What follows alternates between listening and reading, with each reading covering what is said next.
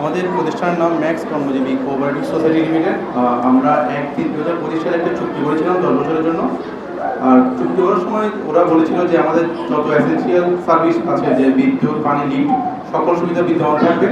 সেই সুবিধার্থে আমরা আমাদের গ্রাহকের জন্য সুবিধা হয়, সেজন্য আমরা এই 4 তলায় আমরা কমার্শিয়াল স্পেসটা ভাড়া নিই।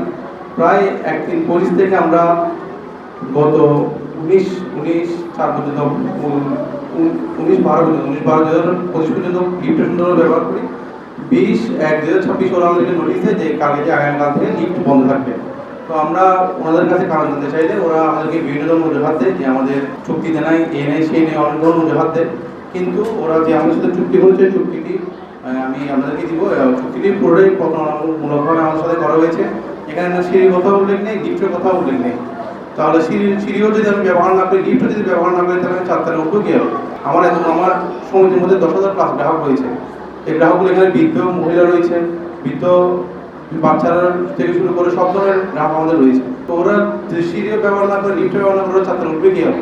এটাই আমরা বিভিন্নভাবে ওদের কাছে সমাধান চাই, কিন্তু ওরা কোনোভাবে আমাদেরকে সমাধান দিতে চায়নি।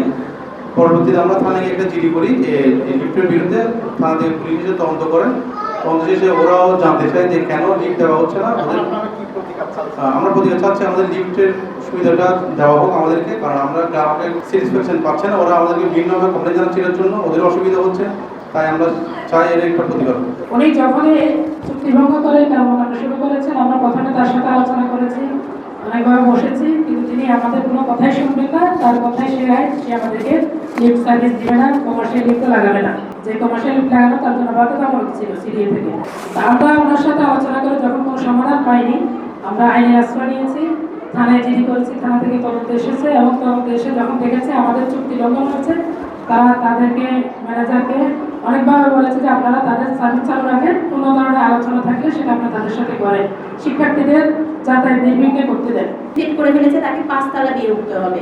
ছোট বাচ্চা, আমার বাচ্চা প্লে থেকে পড়ছে। তো সে 5 সে আমাকে বলে আম্মু আমার পায়ে ব্যথা করে। বাবা এরকম করে নানা ধরনের অজুহাত দেখে সে আসতে চায় না।